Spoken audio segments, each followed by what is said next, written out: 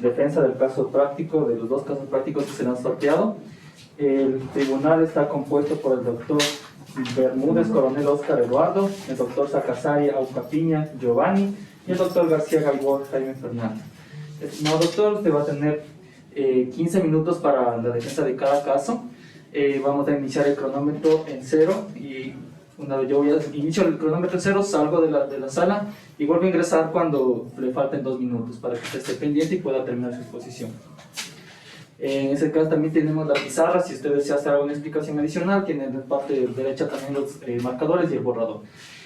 Muy bien, vamos a iniciar si estamos todos cómodos, si no hace falta nada, por favor el compañero de comunicación que esté grabando Está grabándose, estimado postulante, está grabándose en esta cámara para el registro y también está transmitiéndose en vivo. Les recuerdo que no sale audio a través, lo único que va a salir luego, que será posteado a través de redes sociales, será la parte de la ponencia del doctor Masnola de Liberación. Entonces, para quedar claro. Muy bien, entonces... Bienvenido, señor doctor. Estamos pendientes por el tiempo que usted tiene de 15 minutos para cada caso, aprovecharlos al máximo. Y entonces estamos listos para iniciar, para que comience el cronómetro a marcar el tiempo. Está en 0 y arrancamos desde este momento. Muy bien. Muchas gracias, señores miembros del tribunal. En realidad, los dos casos sorteados son dos casos sui generis. El primer caso específicamente habla de una sucesión, pero es una sucesión que legalmente le corresponde solo a un juez de primer nivel. No es en realidad un caso de casación, porque no menciona ni la apelación ni la casación que ha realizado el recurrente. Se trata simplemente de un caso que solo le correspondería a un juez de primer nivel, una partición. En esta partición, el causante, que en el caso se llama simplemente X, demuestra tener 6 hijos. Hay algunas cosas sui generis en el caso. Se menciona primero 3 hijos matrimoniales y luego se dice que se ha tenido 2 hijos matrimoniales, extramatrimoniales más, y luego otros hijos matrimoniales, de donde se debe asumir que este señor tuvo varios matrimonios, por lo menos dos matrimonios. Se dice que en este caso que se debe obtener el acervo líquido de la sucesión. Sin embargo, obtener el acervo líquido de la sucesión en base al único dato monetario que se da, que es el pago de los impuestos, no resulta muy factible. Porque para obtener el acervo líquido, como es de su conocimiento, señores miembros del tribunal, es necesario contar, ¿no es cierto?, con el inventario previo de todo lo que contiene la sucesión. Y a ese inventario previo habremos de reducirle las deudas hereditarias, habremos de reducirle los impuestos de ley, habremos de reducirle la porción conyugal y tendremos, sí, el acervo líquido partible que deberán disfrutar estos 6 hijos que tiene X. Entonces, materialmente no es posible obtener esas cantidades exactas, ¿no? Estoy procediendo, desde luego, en el caso de un juez de primer nivel. No estoy procediendo como un juez de casación porque no se trata de un caso de casación, ¿sí? No hay apelación, no se sabe si hubiera casación, a qué causal se refiere, ¿no es cierto? Entonces, hay el problema jurídico principal en este caso, que lo estima aquí el caso mismo lo señala, es que Lucrecia, la esposa de X, además de la porción conyugal, reclama la mitad del acervo líquido, ¿sí? Y ese es el problema que se dice que el juez de primer nivel, insisto, debe resolver. Considero yo que, habiendo sido ya la porción conyugal quitada en el cálculo del acervo líquido y existiendo solo herederos legítimos, es decir, 6 hijos, no le corresponde a la esposa ser heredera, entonces mal puede pedir la mitad del acervo líquido, ¿no? A menos que pida esa mitad del acervo líquido en concepto de porción conyugal, pero si es el acervo líquido quiere decir que la porción conyugal ya ha sido reducida y no viene al caso. De forma tal que Lucrecia no tiene derecho a a este reclamo. Otro problema jurídico que se presenta aquí y que se lo menciona desde el principio es la posible indignidad de los herederos. Y se menciona que una de las herederas, Sonia, que ahora es demente, antes de caer en la demencia, no se dice aquí si fue judicialmente declarada la demencia, antes de caer en esa demencia, injurió gravemente a Lucrecia, ¿sí? Del contexto general del caso se puede inferir que Sonia no es hija de Lucrecia y que Lucrecia es la segunda mujer de X y que en tal virtud ella la injurió en ese sentido. Pero a mi criterio, no existe en este caso indignidad para Sonia, de manera tal que siguen siendo 6 los herederos de X, entre los cuales debe resolverse esta sucesión. Esto en cuanto al caso de herencia. El segundo caso. Sí, logramos que tengamos ahí Perfecto. el avance del segundo caso, que es para efectos de que el señor técnico que maneja el cronómetro venga a la sala para que usted tenga la ocasión, la oportunidad de aprovechar todos los 15 minutos para el otro caso. Ah, perfecto, querido. Por favor, le rogamos. Muy amable.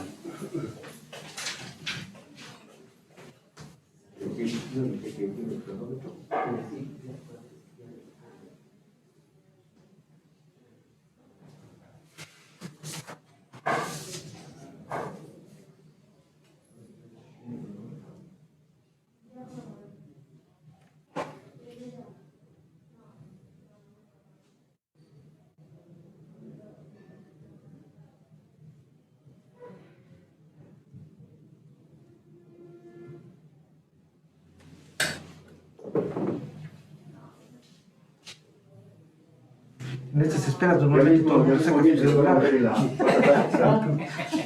Pero ahora no. Sí tenemos.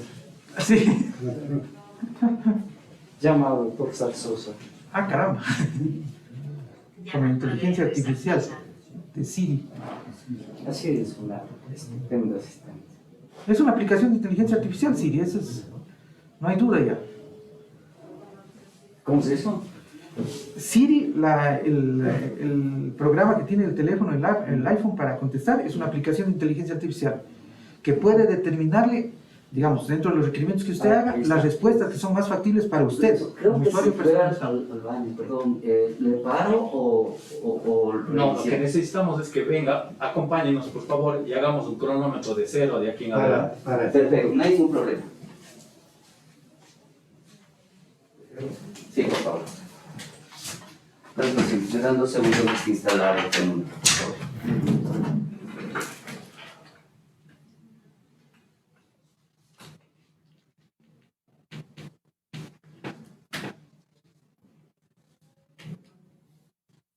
Cronómetro en 0, doctores, señores de la veeduría, tribunal. Muchas gracias. Gracias. Iniciamos. Por favor, señor doctor. Señores miembros del tribunal, el segundo caso se refiere a un proceso, este sí de casación, referente a la nulidad absoluta de un contrato de compra-venta. Habría aquí que decir algunas cosas previas referentes al contrato de compra-venta y a las razones que probablemente llevaron a que el juez de primera instancia y al juez de sala hayan confirmado esa sentencia, negando la posibilidad de este recurrente.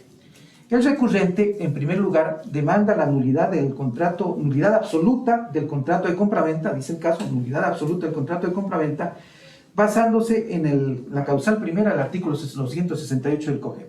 Es decir, en violación de normas procesales que hayan influido en la decisión de la causa. Señala él que la violación explícita de la norma procesal es la ausencia de citación del notario. La ausencia de citación del notario, lo cual causa la nulidad absoluta, dice del contrato, pero luego el recurrente en una segunda posición de casación señala que él no demandó la nulidad del contrato, sino la nulidad de escritura pública. Entonces hay aquí varias dudas y perplejidades con respecto a este recurso de casación que presenta este señor. Pero primero, para ir por orden, comencemos hablando de la posibilidad de nulidad absoluta del contrato de compraventa. Para esto habría que pensar en primer lugar cuál es la cuestión esencial del contrato de compraventa.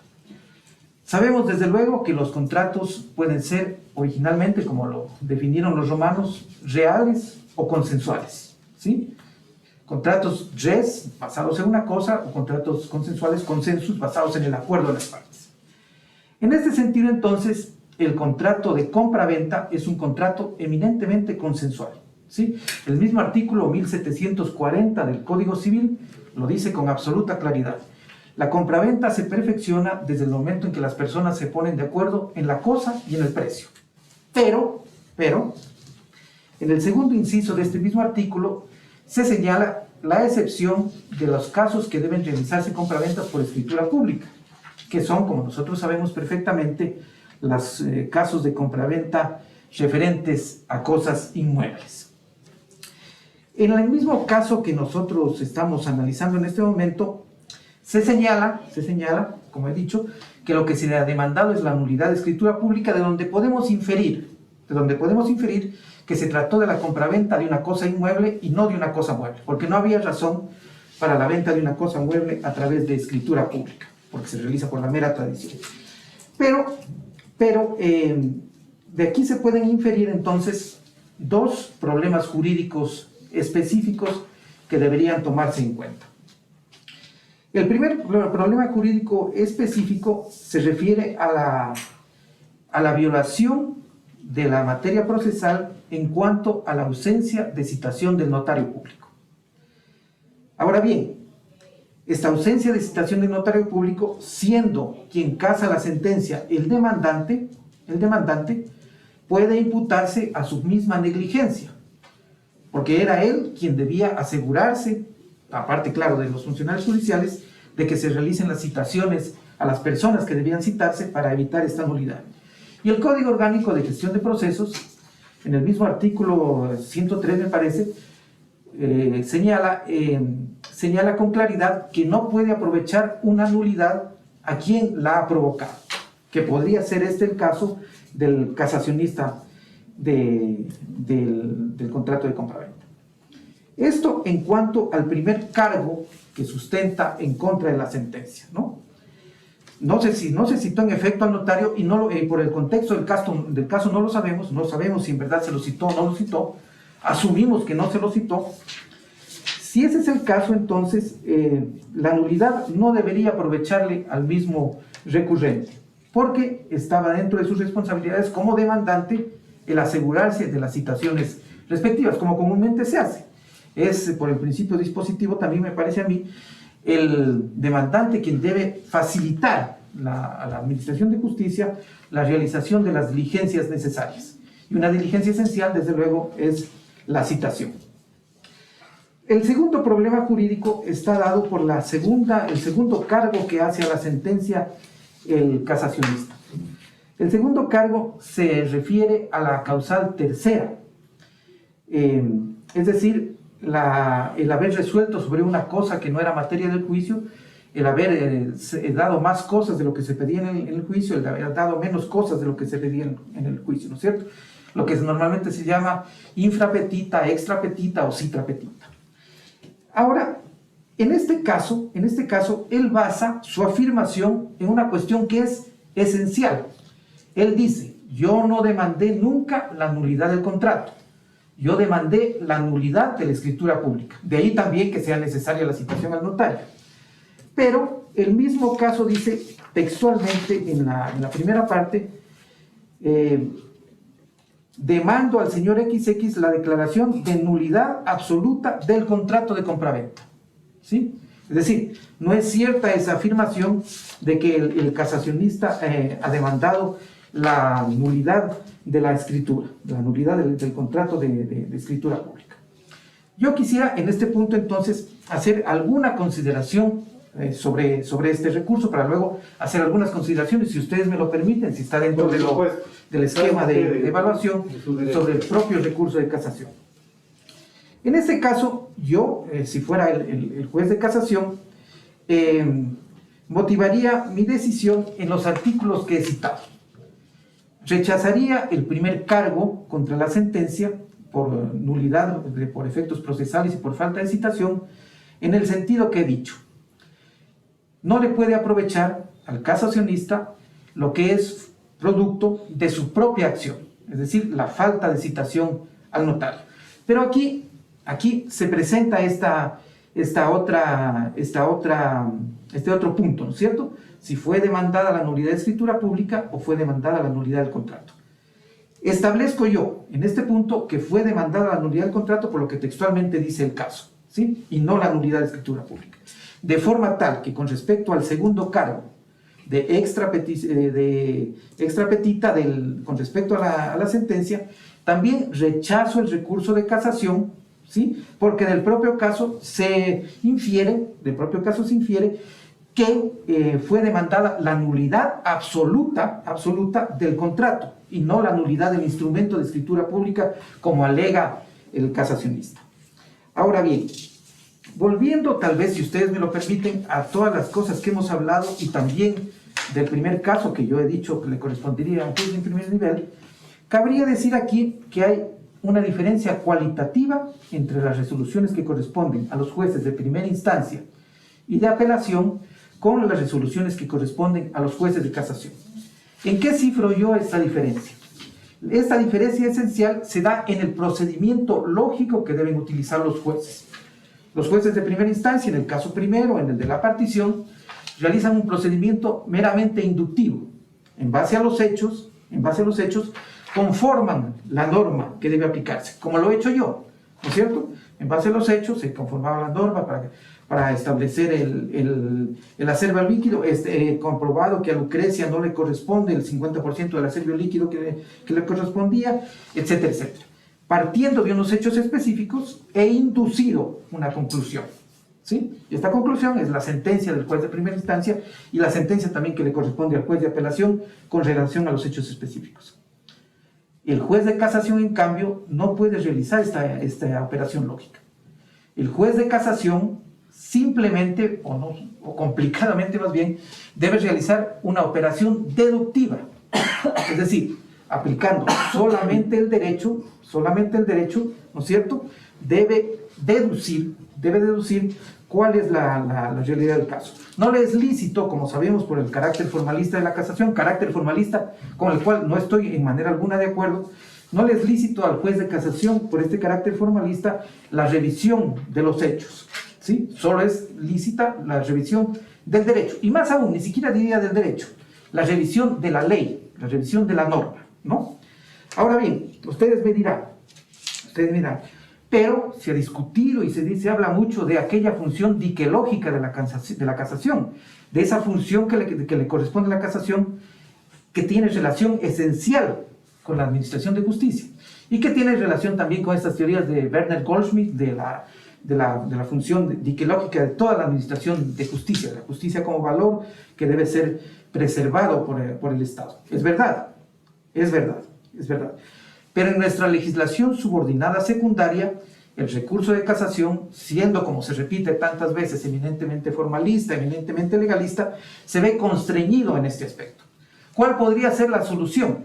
Desde luego, la solución inmediata que se presenta para estos asuntos es, digamos, la perspectiva constitucional. La visión constitucional de derechos y justicia que asiste a nuestro Estado desde el año 2008 y que obliga como función del Estado, como función principal del Estado, a el velar por los derechos de los ciudadanos. Y en este sentido, entonces, si lo pensamos así, podríamos pensar también que la casación, en tanto función esencial del Estado, también le corresponde de manera especial velar por los derechos de los ciudadanos. Velar por los derechos de los ciudadanos sin que la norma subordinada específica sea el límite que impida el velar por esos derechos. Ahora bien, nuestra Constitución de la República del Ecuador tiene varias gradaciones, ¿no es cierto? Comienza por unos principios generales, ¿sí? Luego habla de derechos y luego sigue con todo el resto del ordenamiento constitucional. Y de ese ordenamiento constitucional, desde luego, deviene el ordenamiento normativo que materializa, digamos, esos derechos. Pero la apelación a principios en nuestra administración de justicia todavía, pese a ser teóricamente enunciada, es sumamente limitada. Si con todo el respeto del mundo nosotros revisamos las sentencias de casación de nuestra Corte Nacional de Justicia e incluso las sentencias de la anterior Corte Suprema de Justicia, encontraremos que son contadísimos los casos de apelación a principios.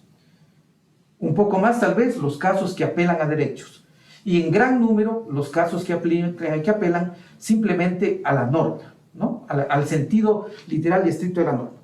Con respecto al sentido literal y estricto de la norma, entonces podríamos pensar que esta interpretación meramente literal o meramente con perspectiva de jurisprudencia es también sumamente limitada. Si pensamos en interpretación, desde luego podemos pensar que hay esa interpretación contextual que formulaba Schlager-Mayer, la interpretación de Gadamer, que era la carga histórica de cada individuo que interpreta, la interpretación fenomenológica que quiere quitar esa carga histórica y realizar una interpretación pura de la norma. Cualquiera de estos tipos de interpretación podría servir, pero en la jurisprudencia ecuatoriana se aplica simplemente una interpretación meramente literal y a lo mucho jurisprudencial, es decir, apoyándose en interpretaciones anteriores que se han dado, ¿no es cierto? Faltan 2 minutos para los 15. Gracias. Quisiera unos 10 minutos más si es posible para... No, mentira. Bueno, para seguir explicando. Tranquilo que sí va a tener los 10, pero para contestar probablemente el interrogatorio. Perfecto, el interrogatorio. Entonces, decía yo que esta interpretación, esta apelación a principios que debería ser, por nuestro orden constitucional y por nuestro Estado constitucional de Derechos y Justicia, la interpretación preferida, no solo por los jueces de casación, sino por los jueces de primer y segundo nivel, casi no se da, apelándose en la mayoría de los casos a la letra de la norma. Cuestión que en mi criterio es una especie de cárcel del derecho, el derecho que es tan amplio, que tiene tanta antigüedad, que tiene tanta importancia en la historia humana, se ve constreñido a 4 o 5 normas en las que se aplican en una sentencia. Asuntos de vital importancia para las personas, para sus vidas, para sus bienes, se reducen a 4 o 5 normas y a 4 o 5 párrafos repetidos sobre esos mismos asuntos. Muchas gracias. Bien, los señores miembros del tribunal están en la facultad de considerar las preguntas que crean pertinentes para que el señor postulante las conteste con este propósito.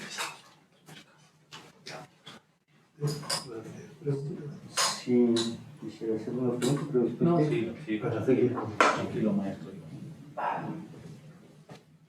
Gracias, señor presidente. Siga, por favor, doctor García. Doctor, García. Sí, también. no es por el mío, ¿no? No. Porque ahí estaríamos en grave. Claro, sí, es tremendo eso. No, pero afortunadamente García es el apellido más común en el Ecuador. Así creo. Sí. Después de otros dos. Después de... Sí, sí. Dos preguntas. La primera, ¿quiénes son para usted, doctor, incapaces para suceder? Bueno, las personas incapaces para suceder que están determinadas en el Código Civil ecuatoriano se concretan en 3 artículos y en 3 casos específicos.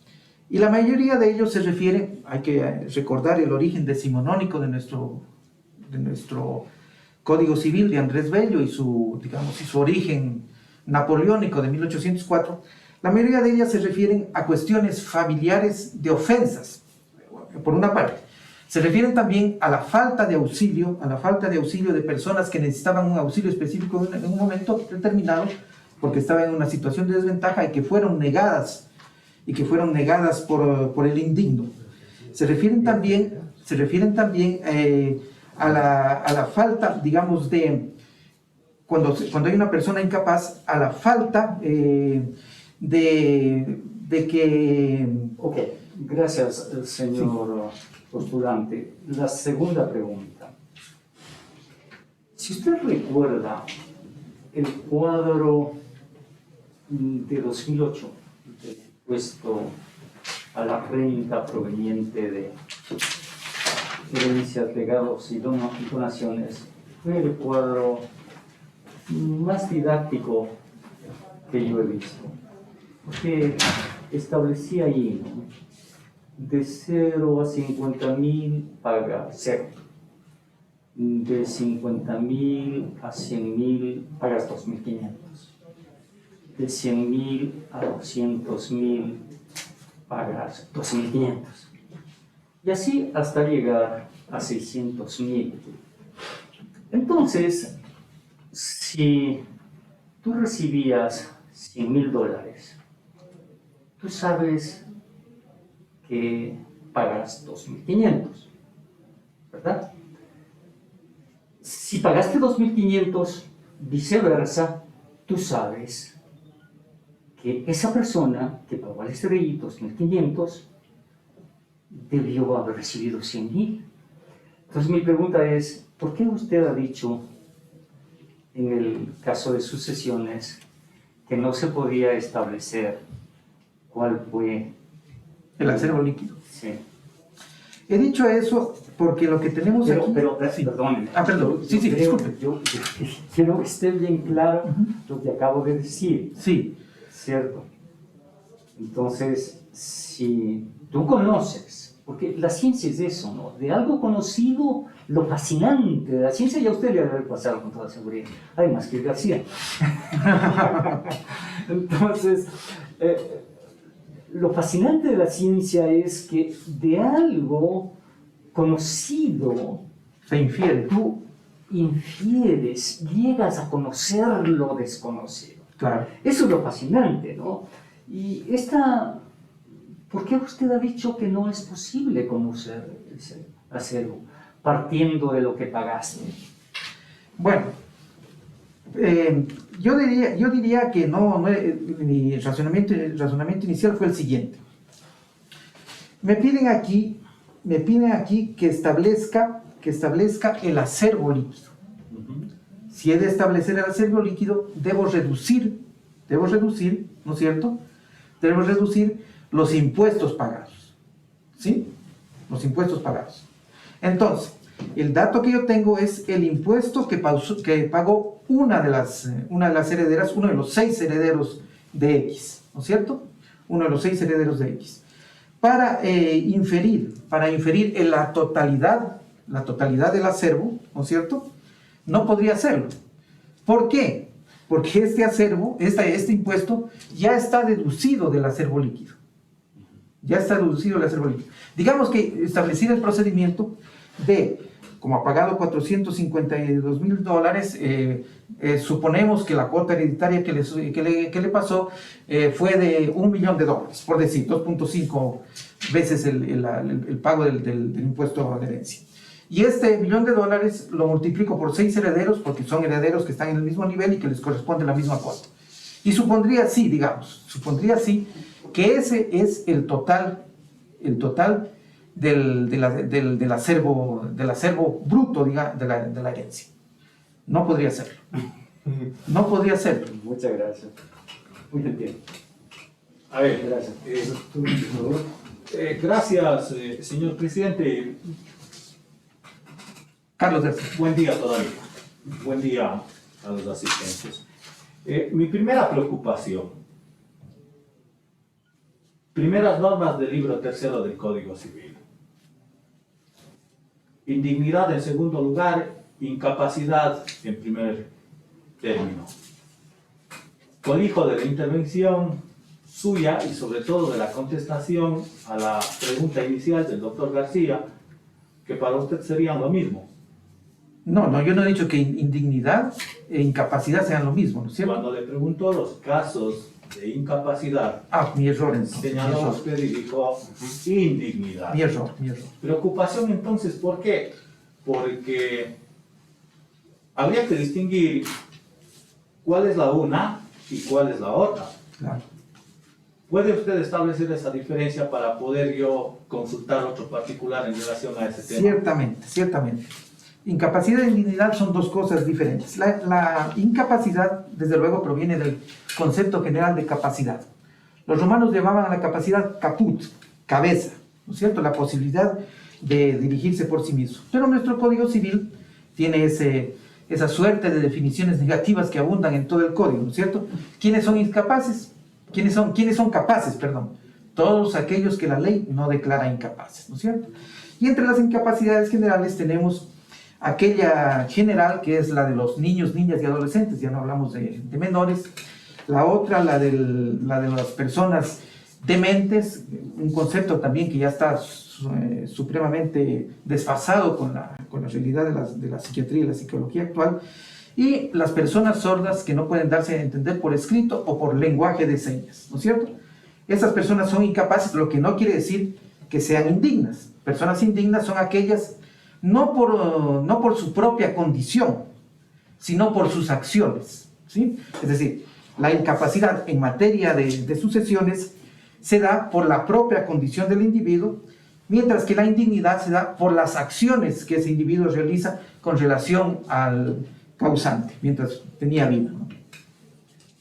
Ok, si nosotros revisamos, insisto, el libro tercero, que son las disposiciones iniciales, si bien es cierto, este cuerpo normativo dice que para suceder uno requiere ser capaz y digno, señala clara y categóricamente, dice, estos son los casos de incapacidad especiales previstos para esta materia. No se refiere en ningún momento el Código Civil a la capacidad de carácter general. Cuidado, no hay ese tema. Sería muy discutible. No es muy discutible, claro. Yo respeto ese criterio, pero tenemos una norma expresa. Lo otro significaría que, por ejemplo, a un incapaz absoluto, bajo su esquema, le digamos, por ser incapaz absoluto, dejaste de ser heredero. Y eso no hace nuestro Código Civil. Ok. ¿En dónde le ubica usted a la ingratitud en relación a este tema? Yo la ubicaría... ¿Incapacidad o indignidad? Yo la ubicaría, de acuerdo a lo que yo he dicho, que es por las propias acciones del individuo, en la indignidad, ¿no? Siguiendo el mismo esquema que estoy... Hay unos fallos de la Corte en relación a ese tema. ¿Puede usted comentar en relación a aquellos? Si es Hay que... unas sentencias muy agradables y sobre casos discutidos, especialmente en la ciudad de Quito, primera, segunda instancia y obvio, luego casación. Incluso hay uno que resulta ser emblemático, en donde estuvo vinculado precisamente uno de los jueces provinciales de esta ciudad y provincia. Es genial, que es una regla a seguir para nosotros, al igual que si fuera norma legal cualquiera, ¿no? Bueno, eso también sería discutible, ¿no? Si la sentencia de segunda instancia sería una regla a seguir igual que... No.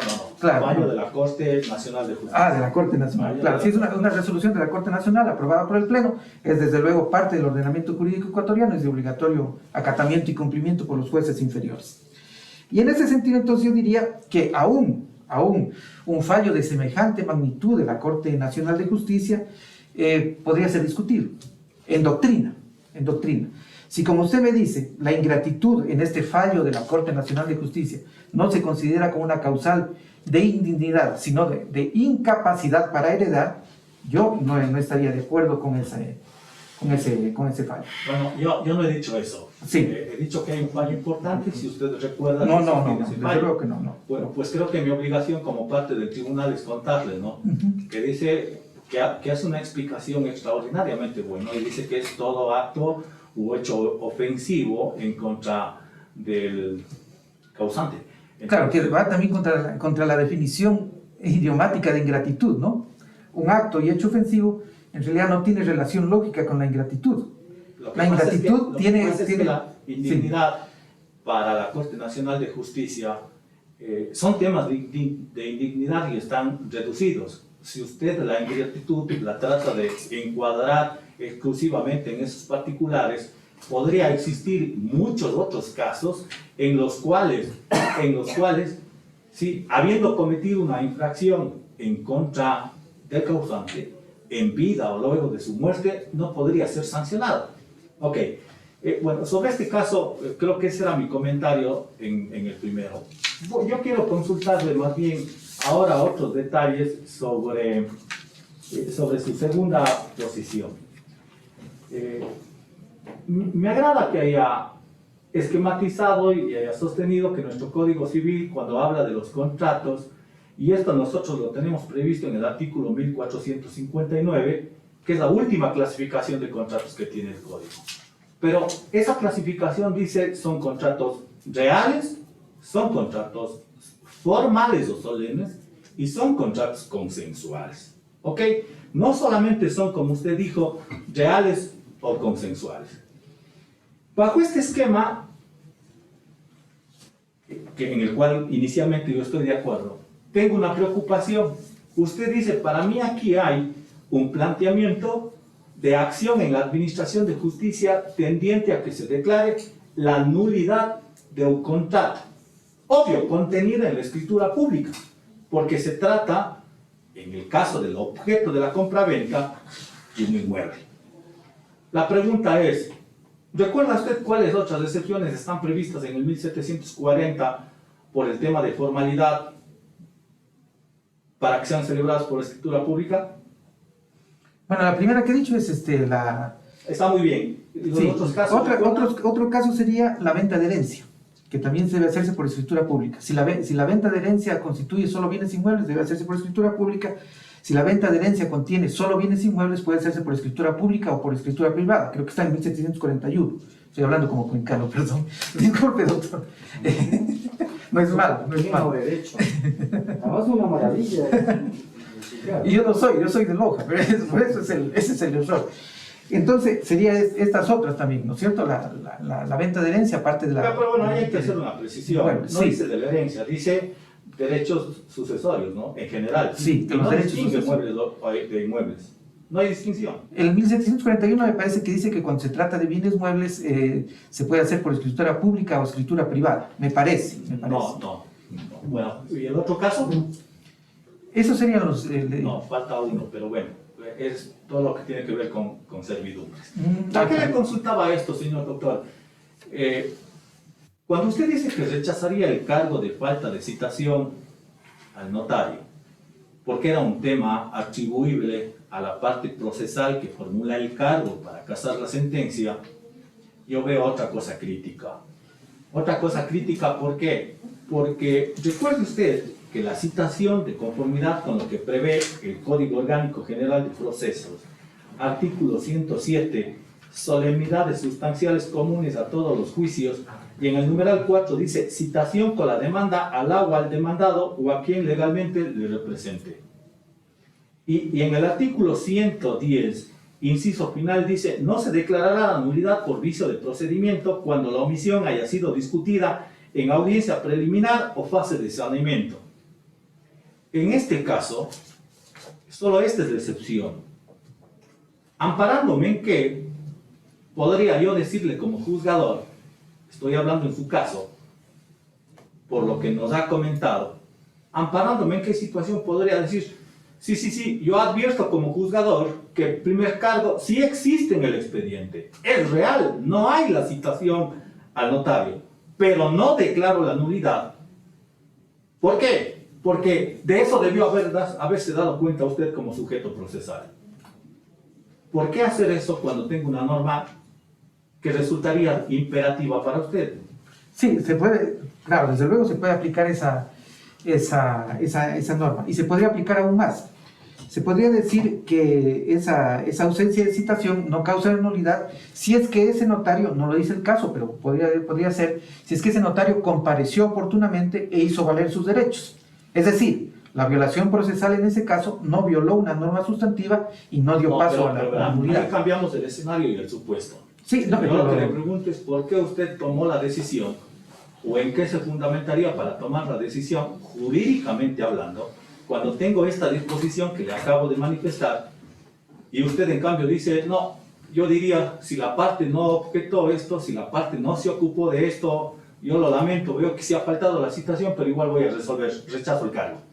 ¿En qué me fundamentaría para decir eso como juez de primera instancia o juez de instancia? No, llegó a casación. Suponemos que este caso llegó a casación. ¿Usted así lo resolvió? Sí. Rechazó el cargo, el primero. Sí. Bueno, entonces, ¿en qué me fundamentaría yo para decirle, bueno, en efecto veo que del expediente no existe la citación, pero esto no causa nulidad. Esa es su pregunta, ¿sí? Entonces yo me fundamentaría... Según usted no, porque Porque hecho es pues, no atribuible debe a uno de los aprovechar la fines nulidad procesales. al PRO. Claro, y la otra sería, desde luego, lo que usted ha señalado con toda propiedad, ¿no es cierto?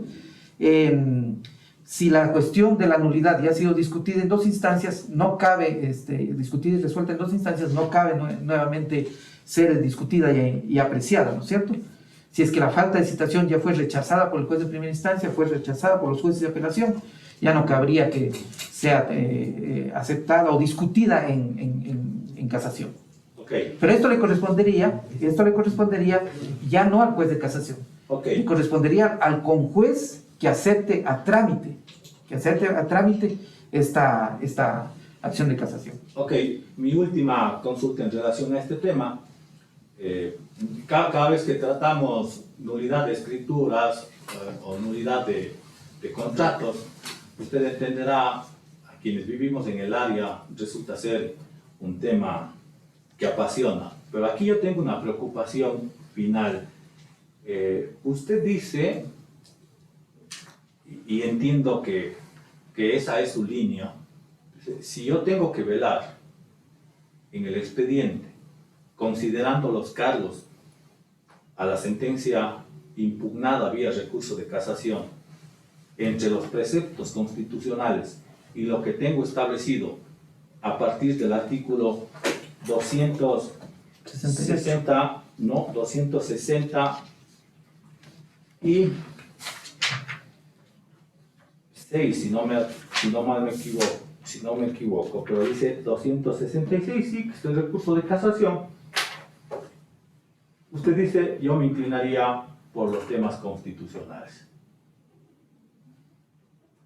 Yo sí quisiera escucharle un argumento estrictamente en lo jurídico en relación a este tema. Porque le digo con franqueza cuál fuese mi preocupación. Claro, tengo las normas vinculadas a la casación aquí, que usted ha dicho están en 5 cosas muy encajonadas, y tengo la Constitución. Bajo este esquema, ¿qué sentido tiene que tenga arreglado el recurso de casación en las condiciones que actualmente están previstas? Tendría que explayarme un poco, tal vez, si no es moleste para ustedes. Verá, no importa porque esta ha sido una parte fundamental de su exposición. Bueno. Salvo que el señor presidente considere otra cosa. No, es pertinente y proceda, por favor. Si ustedes lo consideran así. Para hablar de esto, desgraciadamente, tenemos que entender en un sentido histórico la casación.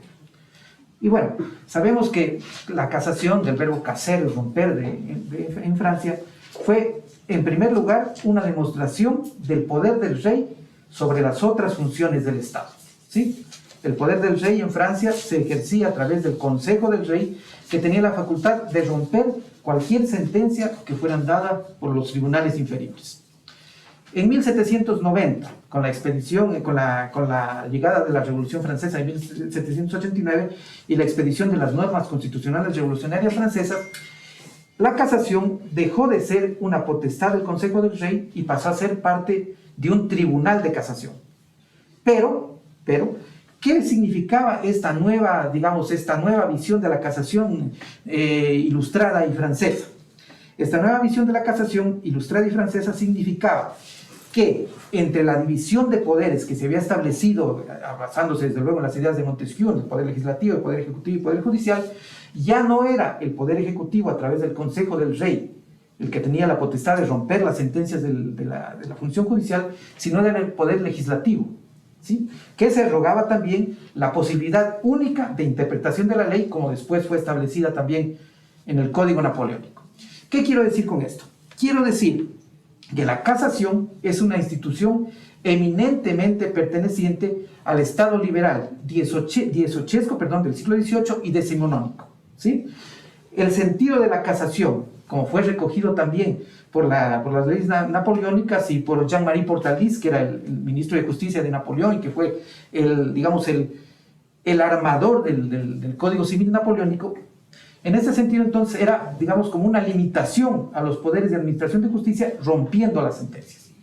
Y es una institución jurídica fruto de un tiempo y de un derecho determinados. ¿Sí? Ahora, como una institución fruto del Estado liberal, ¿sí? El Estado liberal, el Estado de Derecho, el Rechtsstaat, el Estado bajo la ley, específicamente bajo la ley, cómo este Estado liberal, esta institución perteneciente a un Estado liberal, puede introducirse en un Estado constitucional de derechos y justicia. Todos estos tres términos de nuestro Estado, constitucional, de derechos y de justicia, no son términos aleatorios, no son términos al azar, son términos sumamente importantes que constituyen nuestro Estado. Si nosotros pensamos que tenemos una constitución material escrita, pero también una constitución ideológica, una constitución basada en unos determinados principios, esta idea del Estado constitucional de derechos y de justicia no puede ser una idea que esté en el aire. Entonces, nosotros queremos, o estamos tratando, o la Corte Suprema de Justicia antigua y la Corte Nacional de Justicia actual, está tratando de insertar una institución que viene de otro tiempo y de otro contexto histórico en un nuevo tiempo y en un nuevo contexto histórico y jurídico. Pero de ser ¿Cómo así, puede hacerse eso? De ser así, necesitamos una reforma al Código Orgánico General de Procesos a partir del 266 y transformar la Casa. No deberíamos necesitar una reforma. Cuando se expidió el Código Orgánico General de Procesos, que fue después de la Constitución del 2008, debieron tomarse en cuenta estas cosas, ¿no? Pero no se tomaron en se cuenta. sobreentiende que este no tiene vicio de inconstitucionalidad. Se sobreentiende. Se ha dicho, se ha dicho. No, se ha dicho. sobreentendemos que esto Claro. está como legislación secundaria, ¿sí? En correspondencia o en armonía con Sí. la Constitución vigente. Sí. Porque Sí. de no ser así, una corriente en contrario ya hubiese pedido. Y hay una Pero corriente en tenía- contrario dentro de la misma Corte Nacional de Justicia. Yo me permito en este momento, con todo respeto, citar primero citar un trabajo del propio doctor Morales dentro de la Corte Nacional de Justicia, que hablaba de esa función diquelógica de la casación y de otras cuestiones que, recuerdo, está en el boletín número 32, de la Corte Nacional de Justicia. Y en ese boletín número 32 hay un artículo, un amplio artículo del doctor Carlos Miguel Ramírez Romero, que se refiere precisamente a esto, y lo que él llama la segunda vida de la casación. Es decir, cómo la casación, siendo un remanente del anterior Estado de Derecho, el Estado liberal de Derecho, puede y debe tomarse en cuenta en este nuevo Estado constitucional de Derecho y Justicia. Y en ese sentido, entonces, si mal no recuerdo, en ese artículo se dice que primero debe buscarse las mismas bases de la ecuatorianidad y las mismas cuestiones esenciales, ¿sí? Las mismas cuestiones, los mismos valores, dice Ramírez, los mismos valores esenciales que están dados a través de toda nuestra historia constitucional republicana, ¿sí? Y según dice Ramírez, que se remontan inclusive a la Constitución quiteña de 1812, ¿sí? Entonces, toda esta historia constitucional del Ecuador no es papel muerto, es una serie de suma de valores que deben tomarse en cuenta y que constituyen parte de nuestro derecho, del derecho ecuatoriano. Y a partir de esos valores debemos obtener esos principios constitucionales. Y de los principios constitucionales inducimos derechos, ¿sí? Y de esos derechos, ¿no es cierto?, inducimos la aplicación correcta de las normas. No queremos derogar todas las normas, queremos aplicarlas en concordancia, con derechos, con principios y con valores, ¿sí? Esa es más o menos la idea. Gracias, señor doctor. Sí, doctor García. Nos referimos al segundo caso. Hay dos cargos contra la sentencia de última instancia. El primer cargo, que no se declaró la nulidad del contrato, porque que se debía más bien declarar la nulidad de la escritura pública, porque no se contó como parte procesal con el notario. Bien, ¿usted considera que en el caso planteado existe una suerte de litis consorcio necesario? En este caso, litis consorcio necesario, es decir, Litis consorcio pasiva necesaria. Sí.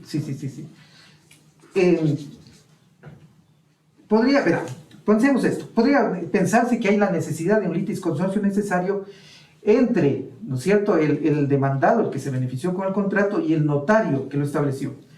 pero de acuerdo al punto de vista que yo he dicho, es el litis consorcio necesario, ¿no es cierto? No vendría al caso, porque la demanda, el caso lo dice claramente, la demanda es la declaración absoluta del contrato y no de la escritura pública. Si hubiera demandado la nulidad de la escritura pública, del instrumento público continente del contrato, ¿no es cierto? Entonces sí sería necesario, tal vez, ese litis consorcio entre el demandado y el otro contratante. Pero una respuesta clara al tema fuera, si ya sostiene que es nulidad de contrato, no hace falta la legitimación. Exacto, eso es lo que estoy diciendo. No hace falta. Exacto, eso es lo que estoy diciendo, sí. Bien, hay que tener siempre presente que la traba de la litis genera dos efectos sustanciales, fundamentales. Determina, uno, los sujetos procesales, actor y demandado. Y el otro efecto determina puntualmente los puntos que van a ser materia de la decisión.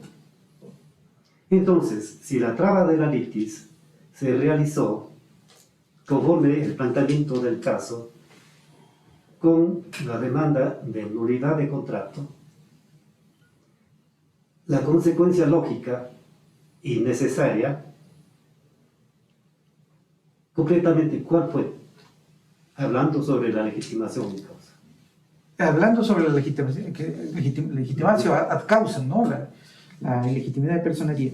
En este caso, en mi criterio, la consecuencia lógica, si demandó la nulidad del contrato, es que no existió esa ilegitimidad de personería porque sí fue demandado quien debía ser demandado, digamos, el otro contratante, y no fue demandado, imagino yo, supongo yo, el notario, ¿no? Pero bueno, siempre se confunde por parte de los colegas abogados, tanto ejercitantes cuanto académicos, entre lo que es legitimación en causa y legitimación en proceso. Entonces, y usted está incurriendo en ese error. Está confundiendo legitimación en causa con legitimación ad processum. Ad processum. Si se trata de una legitimación ad processum, el efecto es procesal, es la nulidad del proceso. Sí. En tanto que si se trata de una legitimación ad causam, Es la eficacia de la sentencia. el fallo